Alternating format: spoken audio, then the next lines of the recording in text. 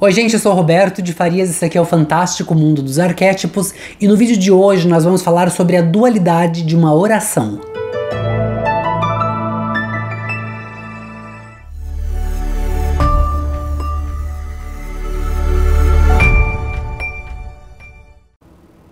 Bom, gente, no vídeo de hoje eu decidi trazer esse assunto porque eu tava aqui pensando hoje sobre essa loucura toda que vem acontecendo já desde o final do ano, o começo do ano, dezembro, janeiro ali, que surgiu esse problema todo do coronavírus, que é uma coisa que assolou o mundo todo. E aí eu comecei a pensar na dualidade de uma oração. Eu me lembro que no começo, quando começou esse problema todo, o mundo todo se ajoelhou e pediu a Deus, pediu ao universo, ó, seja lá qual for a tua religião aí, mas o mundo todo, o que eu quero dizer é que o mundo todo colocou de fato a cabeça, o pensamento em uma vibração elevada, pedindo para curar, para resolver esse problema, para que a gente possa sair desse problema de uma vez por todas, que parece que não tem fim mais, mas o mundo todo se ajoelhou, o mundo todo fez a tua oração, a tua meditação, para conseguir passar pelo problema. E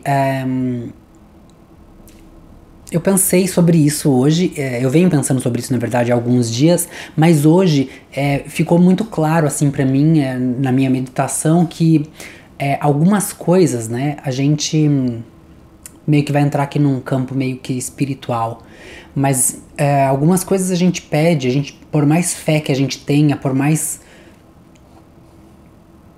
que a gente acredite, né, por mais que as nossas crenças nos façam crer que as coisas vão ser como a gente quer que elas sejam, nem sempre elas serão, porque existe um jogo gigantesco, né, a Matrix, aquele que a gente não tem controle, e não importa o que a gente quer, é o que a Matrix quer. E aí entra naquela parte religiosa onde diz, Deus sabe o que faz, né, e é complicado falar sobre isso porque a gente toca nas crenças das pessoas, né, nas nossas mesmas, inclusive eu nas minhas. Porque eu tenho uma crença comigo de que o planeta, ele é autossustentável, né? O planeta, ele sabe, ele é um átomo dentro de um outro átomo. Essa discussão maluca que a gente tem aqui no canal. E nessa coisa que nós somos um corpo dentro de um corpo, né, um organismo dentro de um outro organismo, e esses organismos são todos vivos, nos faz pensar que quando nós temos um problema, uma doença no corpo, né, nós como seres humanos, indivíduo, você acorda lá, você tá com, sei lá, eu por exemplo tenho uma pinta aqui, uma pinta bem escura no braço, que eu já fui até no dermatologista ver, porque às vezes ela está um pouco mais grossa que o normal. E o dermatologista diz que tudo bem, não tem nada, que a gente tem que guardar um olho nela, né, prestar atenção nela, para poder, se acontecer alguma coisa, se mudar de cor, se mudar de tamanho, de formato, a gente poder ver o que a gente vai fazer. Mas por enquanto tá tudo bem. Essas questões são questões que a gente levanta quando nós somos seres humanos, indivíduos, como indivíduo, como um ser individual, e a gente acorda, sentiu alguma coisa assim estranha no braço. Nossa, o que será que é isso, gente? Tô com uma pinta, né? Tá mudando de... tá doendo. Eu vou ver o que é isso. E a gente vai no médico, e aí se o médico vê que isso é uma coisa que pode ser um problema mais grave, pode se transformar num câncer, por exemplo, o que o médico faz? Ele agenda, deveria ser assim, né? Não necessariamente que é assim, mas deveria ser assim. O médico agenda para você uma cirurgia e você vai lá e você elimina isso. Muitas vezes você chega lá, já tá tarde, né? Não tem mais o que fazer, você tem que eliminar mais do que apenas a pinta que está no seu braço. Você tem que eliminar uma parte do teu corpo junto com você. E aí eu pensei, justamente, eu fiz essa analogia hoje, enquanto eu estava meditando, sobre o organismo que é maior do que nós não podemos ver. Vamos supor que nesse momento eu estou falando que nós somos a bactéria que está na barriga do organismo. A gente não vê o organismo por fora. A gente só sabe o que a gente está vendo aqui, a gente só conhece o que os nossos olhos permitem a gente de ver, né? Então, suponhando que nós somos uma bactéria dentro de um organismo, né, dentro de um sistema digestivo, por exemplo,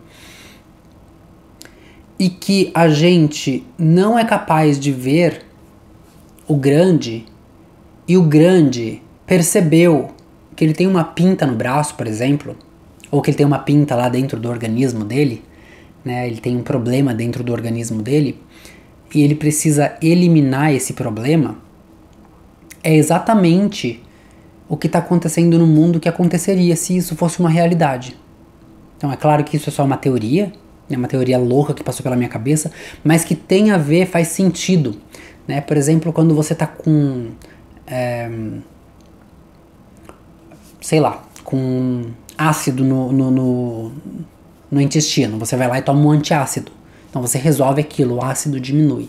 Mas vamos supor que você tenha uma bactéria no intestino, então você tem que tomar um antibiótico para matar essa bactéria, né? Então, vamos supor que nós somos essa bactéria que está nesse intestino, nessa parede intestinal aí desse grande organismo que a gente não consegue ver o todo, a gente só consegue ver isso aqui que a gente enxerga, e que esse organismo grande, que é o dono disso tudo, está tomando antibiótico nesse momento para eliminar a bactéria, que somos nós, seres humanos, né?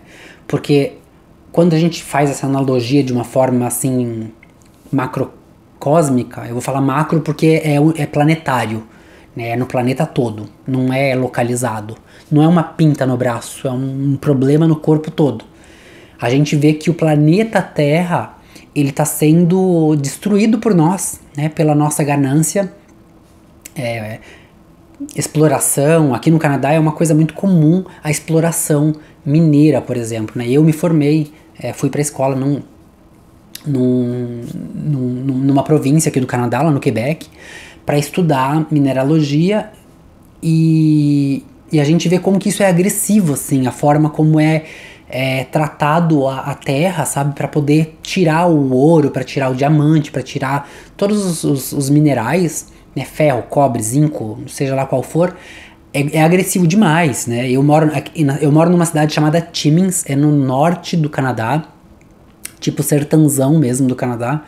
E aqui em Timmins nós temos a mina mais profunda do mundo, né? Que pertence a Glencore.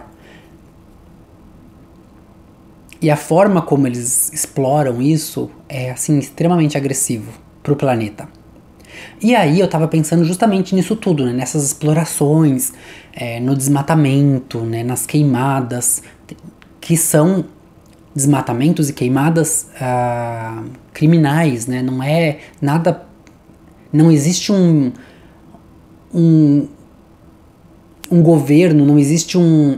Quando eu falo governo, não tô falando de um presidente, tá, gente? Tô falando de um governo como uma célula mesmo que interferiria, como é o caso das Nações Unidas, que deveria ser...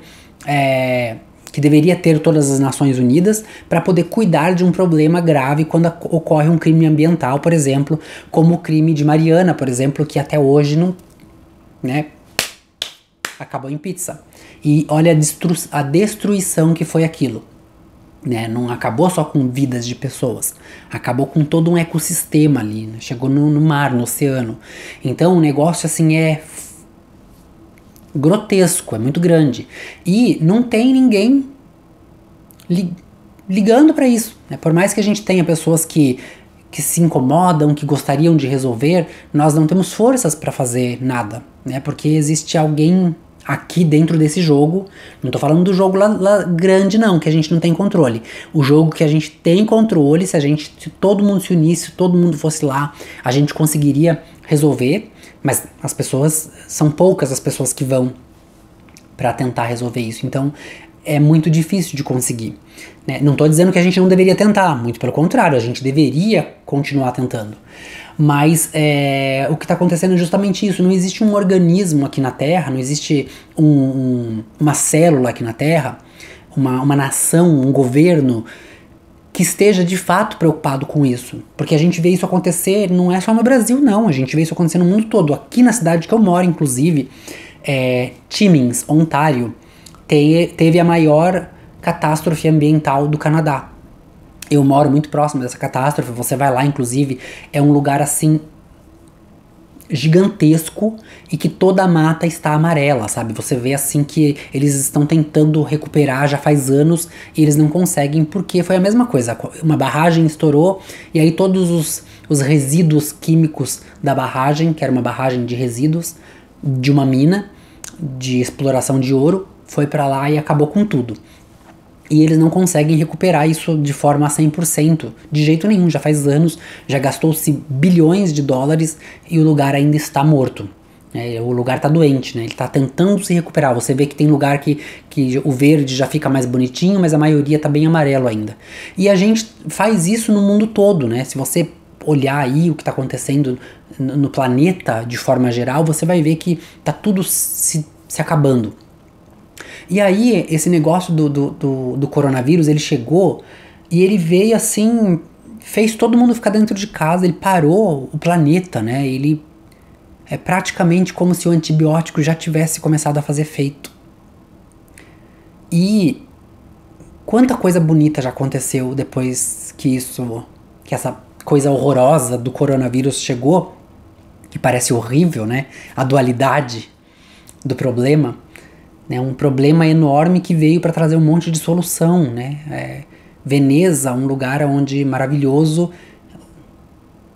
que de repente voltou a ter peixes, golfinhos, patos. Aqui no Canadá, nós temos ali na cidade de Montreal, tem um córrego que vem, um canal que vem do oceano e que entra na cidade. E esse ano apareceu, no começo do ano agora, apareceu uma baleia lá. Infelizmente a baleia morreu porque o local é muito raso. E como a água estava limpa, não tinha mais a poluição, a baleia foi entrando e ela acabou parando ali. E infelizmente era muito raso, ela não sobreviveu, morreu. Mas já apareceu um monte de animal ali. Agora, essa semana passada, já teve outro animal. Eu não lembro agora o que foi. Não sei se foi um leão marinho, alguma coisa assim que apareceu ali.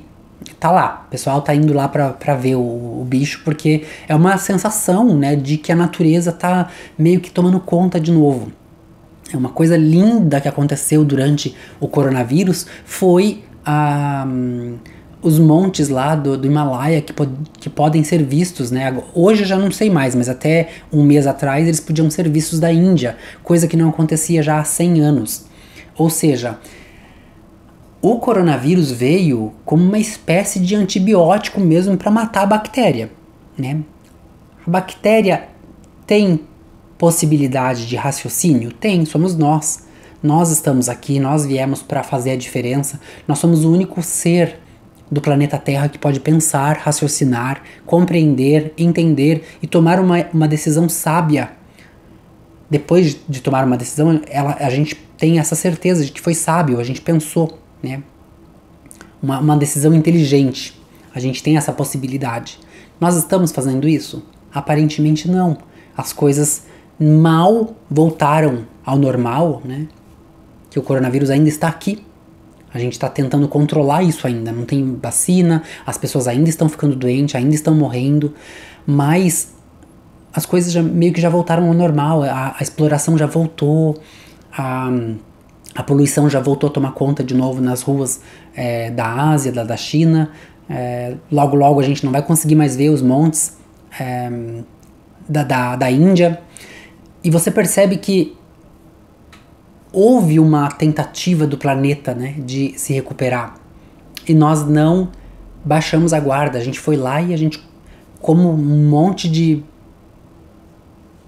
verme, a gente praticamente mostrou que nós somos mais fortes. Embora o vírus matou e levou um monte de gente, isso aí não tem a menor sombra de dúvida, né? Não, a gente não pode minimizar o problema, que é um problema muito sério, mas a gente tem que entender que a oração do mundo todo não foi o suficiente para parar o vírus ainda tá aí. E por que eu tô falando isso? Porque a oração seria uma coisa ruim? Não. A oração é algo que faz com que as nossas energias sejam reequilibradas. Você sabia disso? Quando a gente ora, quando a gente crê em alguma coisa, qualquer coisa que seja, pode ser um pedaço de pedra. Se você acreditar naquilo, aquilo faz com que as suas energias aumentem e que o seu sistema imunitário, imunológico em português, sistema imunológico, ele aumente e faz com que você combata muito mais fácil qualquer tipo de doença que aparecer na tua vida. Ou seja, muitas pessoas que passaram pelo problema, né, fizeram suas orações, elevaram suas energias, mas ainda assim a doença veio e levou um monte de gente embora, né? A dualidade do bem e do mal ali das orações, né? As orações funcionaram para muitas pessoas, mas para muitas pessoas teve inclusive uma tropa na Índia também que morreu todinho, o pastor e todos os membros da igreja. Eles encheram um avião e foram para a China para poder orar na China, são protestantes, para poder orar na China, para poder curar as pessoas do coronavírus, logo no começo da doença. Não só todos eles morreram quando eles voltaram, como eles infectaram todo mundo que estava ali. O pastor não morreu, ele provavelmente vai pra cadeia agora, ele está em julgamento agora. Mas ele voltou de lá e trouxe junto com ele. Então, olha pra você ver que nem o poder de uma oração não foi capaz de salvar esse povo que foi pra lá. E acreditando, né, sei lá o que passa na cabeça dessas pessoas que fazem esse tipo de coisa. Não são médicos, né? É a religião de novo, né? Essas pessoas, olha quantas famílias foram perdidas, quantas famílias foram infectadas, e agora vira meio que uma reação em cadeia, né? Porque ele acabou perdendo um monte de pessoas de famílias ficaram sem os seus membros de famílias, e essas famílias agora estão infectadas também e estão infectando outras pessoas e assim por diante. Vira aí um efeito dominó, né? Então a dualidade da oração é muito forte aí quando a gente vê quando a gente faz essa analogia do organismo que é vivo e do organismo que está com uma doença e do organismo que precisa de um remédio para se curar, e que a gente, como bactéria, vivendo dentro desse organismo, a gente não tem nenhuma autonomia. É tipo quando você pega uma bactéria no intestino, o que você faz? Você toma antibiótico, o antibiótico vai lá, mata essas bactérias e acabou o problema, você resolveu o problema. Nós continuamos com bactéria ainda no intestino? Continuamos, nós dependemos das bactérias intestinais para sobreviver. Então mata só aquilo que é o problema, que é mais ou menos o que está acontecendo no planeta. Vocês percebem que o planeta ele está se equilibrando sozinho? O planeta não precisa da gente não para ajudar ele a equilibrar. É claro que é bonito a gente... mas talvez seja mais por uma questão de ego mesmo, né? Essa coisa da gente querer ser pró alguma coisa, ser pró vida. Eu acho que isso deveria ser uma questão de ética humana, sabe? O ser humano deveria saber receber essa instrução já dentro de casa para cuidar dos animais, para cuidar da vida, para cuidar do ser humano, para cuidar do respeito. São valores que a gente não deveria nem estarmos discutindo isso. Isso deveria ser uma coisa que vem de casa, né? E infelizmente não é, né? A gente aprende as duras pedras na vida e muitas vezes a gente aprende pelo lado da sombra do arquétipo, né? A gente acaba aprendendo o lado da ignorância, o lado do preconceito, o lado da xenofobia, da misoginia. A gente acaba indo pro lado sombra do arquétipo e a gente acaba tendo esse grande problema. E aí, resumindo, gente, existe uma dualidade para tudo. E a gente tem o poder de pensar sobre isso para compreender um pouquinho melhor sobre o arquétipo, sobre os lados, né, essa dualidade do arquétipo. Mas mais do que isso, a gente tem o poder de perceber que a gente é parte do problema, resolver o problema, pegar a culpa que é nossa, né, por que as coisas ao nosso redor não estão dando certo, vamos fazer dar certo. Né, acho que já tem muita... A mídia, a televisão, os jornais já estão dando força o bastante para tudo que está acontecendo de ruim no mundo. Já está acontecendo muita coisa ruim, muita coisa feia, né, o ódio está tomando conta das ruas, né, não vamos nem entrar nessa questão aí, porque o negócio está feio mesmo lá fora. Mas nós, como nós estamos despertando, nós estamos acordando, dando cor para a vida, vamos levar literalmente cor para a vida das pessoas ao nosso redor. Vamos tentar